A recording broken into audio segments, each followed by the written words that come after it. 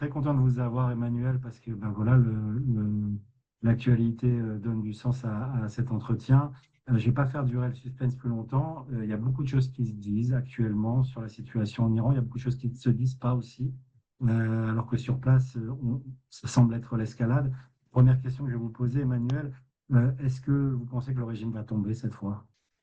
Je ne suis pas devin, je pense qu'il y a un certain nombre, en fait, aujourd'hui, d'éléments qui sont réunis, effectivement, pour que le régime tombe.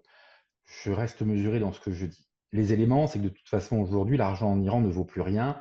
Vous savez que un dollar, pour acheter un dollar en Iran, il faut 1,4 million, plus d'1,4 million rial. Donc l'argent ne vaut plus rien. Il y a 2 tiers en fait du territoire iranien qui n'a plus accès à l'eau potable. Vous avez de l'électricité qui est rationnée en fait dans plusieurs villes. Les forêts ont été dévastées, ce qui fait que les gens n'ont même pas en fait de bois pour se chauffer, alors que l'hiver est quand même assez froid en Iran, même très froid selon les régions. Vous avez des gens qui sont dans la rue dans toutes les provinces d'Iran, qui continuent de manifester à l'heure où on se parle, les mains nues face aux forces de l'ordre.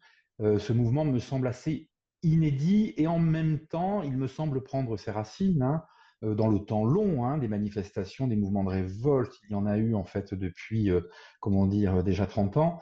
Et on se souvient notamment en fait de la vague verte en 2009. Peut-être qu'on est arrivé, comment dire, je dirais pas à la fin de l'histoire, mais à un tournant important en fait de l'histoire avec une question, le régime effectivement qui pourrait tomber, eh bien va-t-il tomber? Justement, à quel prix? On parle, il y a beaucoup de chiffres qui circulent à propos des morts et à propos du nombre de morts. Vos informations là-dessus? Alors, la chaîne de télévision iranienne d'opposition, Iran International, a donné le chiffre au moment où on se parle de 12 000 personnes qui auraient été tuées par les forces de l'ordre iraniennes. Quand je parle de 12 000 personnes tuées, il s'agit des manifestants, évidemment.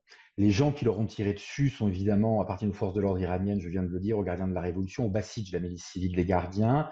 Il y a aussi, en fait, parmi eux, des miliciens, en fait, irakiens chiites qui sont venus prêter main forte au régime, ce qui est un signal assez intéressant de la faiblesse du régime, qui a besoin de recruter en fait à l'extérieur des mercenaires pour assassiner, pour faire tirer en fait sur son propre peuple. J'ai eu en fait 2 personnes hier proches des milieux du renseignement américain notamment qui me disaient que voilà, on était dans une fourchette de 12 à 15 000 morts en Iran. Euh, à l'heure actuelle, quand ces personnes m'ont parlé, en me disant on va peut-être apprendre qu'il y en a encore davantage. Il faut être quand même prudent. Voilà, encore une fois, il faut être très prudent parce que les chiffres précis, c'est très difficile, vous savez, de communiquer avec l'Iran, le régime iranien. Voilà, donc il faut être évidemment prudent. Mais en tout cas, on se dirige vers quelque chose de très très grave, effectivement. Sur des manifestants, il faut savoir, dans les manifestants, vous aviez des jeunes qui avaient 15 ans, 17 ans, 18 ans, des femmes, enfin, ils ont tiré sur des civils à bout portant. Enfin, on parle de crimes, de crimes de masse, de crimes contre l'humanité. Voilà dans quoi on est.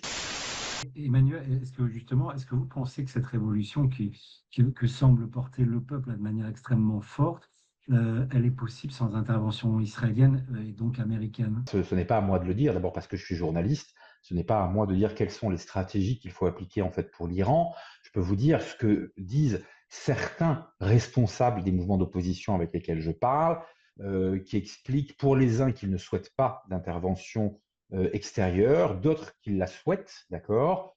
Les débats, si vous voulez, ces derniers jours en étaient là, avec quand même une sorte d'inflexion de la part de ceux qui ne voulaient pas en fait de l'aide américaine israélienne, qui commencent à dire effectivement s'il s'agit en fait de frappes très ciblées, alors là pourquoi pas. Mais soyons extrêmement clairs, encore une fois, c'est pas à moi journaliste de le dire, ce sont des témoignages que je vous ramène de personnalités que j'interroge effectivement sur la stratégie qu'ils souhaitent ou pas d'ailleurs voir de la part des Américains et des Israéliens pour l'Iran. Il y a beaucoup de gens, effectivement, qui scandent le cri en fait, de Reza Pahlavi.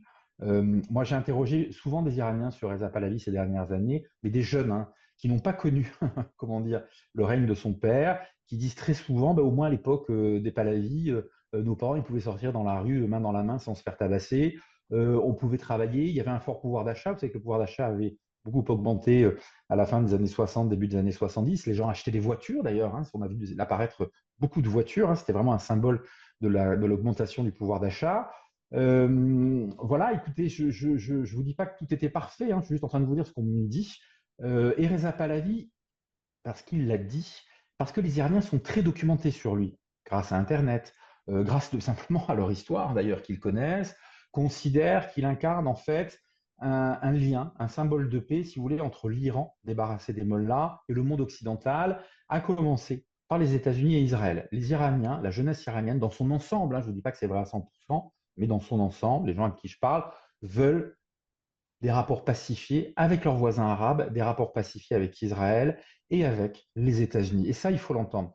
Et aujourd'hui, beaucoup de leaders de l'opposition sont sur cette position aussi, mais Reza Pahlavi a le nom qu'il faut. Et puis Reza Pahlavi, surtout, il est connu dans le monde entier. Encore une fois, par son nom, par son histoire. Pour autant, moi, c'est ce qu'il me disait, je l'ai interviewé pour le Figaro Magazine il y a quelques jours. Il ne comprend pas pourquoi, toujours, il est condamné à être le fils de son père. Il considère, dans la bouche des analystes politiques, il considère qu'il a un destin qui lui est propre, qu'il a une vie qui lui est propre, qu'il a des idées politiques et des idées pour l'Iran qui lui sont propres. Donc, vous voyez, on ne va pas en permanence ramener Reza Pahlavi à ce qu'était l'Iran il y a 50 ans ou 60 ans. Nous sommes au 21e siècle. C'est un homme du 21e siècle, très clairement. Vous savez que c'est un type qui est un pilote. C'est un type qui est assez brillant, hein. Il y a une vraie vision pour l'Iran et pour le Moyen-Orient. Après, moi, je n'ai aucune légitimité pour vous dire quoi que ce soit de plus. C'est aux Iraniens, même si je suis d'origine iranienne, ce n'est pas à moi particulièrement de dire ce qu'il faut faire. C'est les Iraniens de l'intérieur qui ont payé le prix du sang, je pense, qui choisiront comment et par qui ils doivent être gouvernés.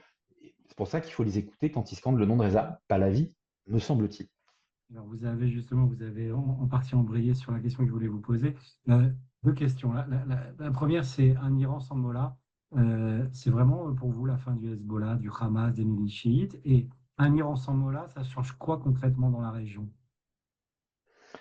Si la République islamique d'Iran chute, un vent de stabilité, à condition que le gouvernement de transition se forme vite et qu'il soit démocratique, mais c'est ce que veulent l'ensemble des leaders des oppositions, euh, il n'y aura plus d'argent pour le Hamas, il n'y aura plus d'argent pour le FPLP, il n'y aura plus d'argent pour le Hezbollah et pour les Houthis. Alors, quand je dis plus d'argent, plus d'armes, tout le monde est très clair là-dessus parmi les opposants. Certains, j'ai encore entendu hier à la télévision des analystes nous expliquer qu'il risquait d'y avoir un scénario la libyenne en Iran. Mais l'Iran, c'est pas un pays arabe déjà, c'est pas la Libye. Il y a un haut niveau. Je vous le dis parce que moi, j'ai couvert, j'ai interrogé d'ailleurs des chefs libyens pendant les printemps arabes. Il y a une différence, mais c'est un monde qui sépare l'Iran de la Libye, ou de la Syrie ou de l'Irak. Il y a un très haut niveau de formation en Iran. Reza Pahlavi a fait travailler plus d'une centaine d'experts sur son programme. Les autres chefs d'opposition avec lesquels j'ai travaillé, ils ont aussi des programmes, ils ont travaillé aussi avec des experts. Si vous voulez, il y a des gens qui sont prêts. C'est pas comme en Libye. Voilà. Et à un moment donné, moi, ce qui m'étonne, c'est de voir des gens qui analysent l'Iran à l'aune des pays arabes ou à l'aune de ce qu'on voudrait en France. L'Iran, c'est 2600 ans, 2500 et quelques années de monarchie, de roi. C'est pas la France.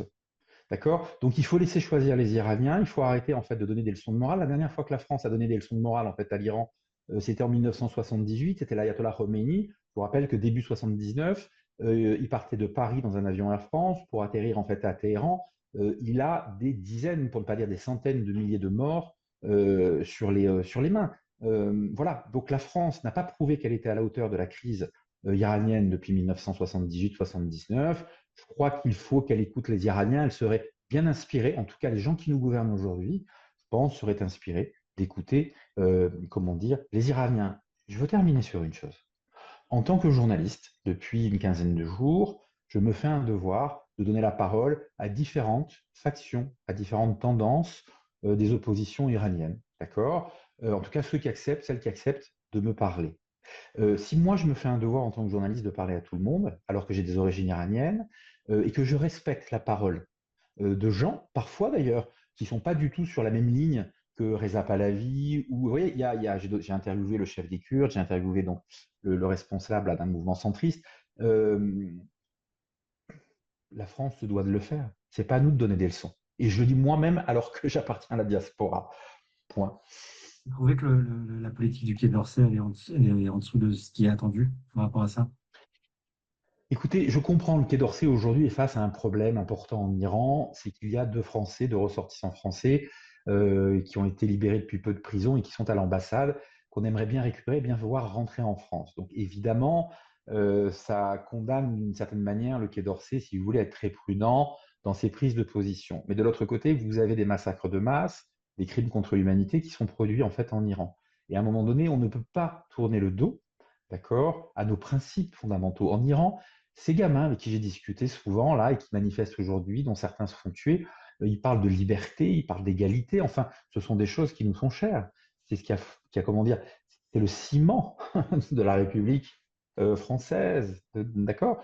Donc, il me semble qu'on pourrait avoir des mots un peu plus clairs que ceux que l'on a pu avoir. Moi, je suis très heureux que le ministre des Affaires étrangères, Jean-Noël Barrot, ait eu des mots hier à l'Assemblée, mais ça me semble quand même être le minimum syndical et l'urgence commande, de mon point de vue, autre chose. Commande surtout une chose, si je puis me permettre.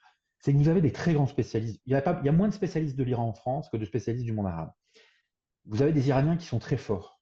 Il faut les faire intervenir. Il faut que le Quai d'Orsay en fait les consulte, que le Quai d'Orsay arrête de consulter toujours les mêmes personnes qui répètent les éléments de langage, soit de l'ambassade, soit des moudjahidines du peuple, c'est-à-dire donc d'organisations soit étatiques, soit politiques, qui sont comment dire, qui ont quand même un lien avec l'islamisme, d'accord. Il faut mieux aller rencontrer des gens de la société civile qui sont en lien directement en fait avec des Iraniens à l'intérieur du pays, qui seront plus à même de parler au Quai d'Orsay. Voilà, ça c'est mon avis. D'accord.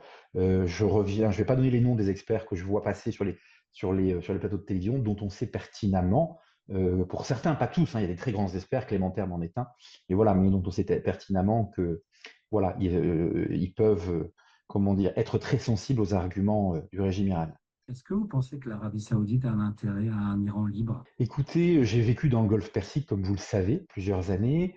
J'ai tout entendu de la part des pays arabes, du Golfe, et notamment en fait de leurs responsables politiques sur l'Iran. J'ai souvent entendu, caméra ouverte, qu'ils préféraient la stabilité et qu'ils ne voulaient pas être contraints d'intervenir dans un changement de régime, qu'ils n'en voulaient pas et qu'ils préféraient plutôt laisser le statu quo. Et une fois la caméra éteinte, je vous le dis, parce que ça m'est arrivé à plusieurs reprises, j'ai entendu en fait le contraire, c'est-à-dire des gens me dire, quand je vous parle de gens, c'est des politiques, hein, me dire, mais nous sommes nous-mêmes des monarchies, donc ça ne nous dérange pas qu'il y ait un retour à la monarchie en fait en Iran, ça ramènera de la stabilité. Beaucoup en fait de ces pays du Golfe, pays arabes du Golfe, s'inquiètent d'une chose, c'est que les mollahs, les gardiens de la révolution, déstabilisent en fait, comment dire, la région. Vous savez qu'ils attaquent des navires de commerce dans les détroit d'Ormuz, voilà. C'est un lieu quand même qui est très important, hein. C'est un lieu de transit d'une importance majeure pour le commerce mondial. Bien sûr des hydrocarbures, mais pas que. Et évidemment, les Qataris comme les Saoudiens, comme les Émiriens, préféreraient, si vous voulez, ne plus avoir affaire aux gardiens de la Révolution. Ne serait-ce que pour ça, même s'ils ne le disent pas forcément quand les caméras sont allumées, qu'ils le disent plutôt voilà, dans des salons privés. Merci beaucoup pour votre temps et puis en espérant que les événements, en tout cas, seront moins sanglants pour le peuple et lui donneront raison. Voilà. Merci Merci infiniment, beaucoup. Johan. Au À revoir. bientôt.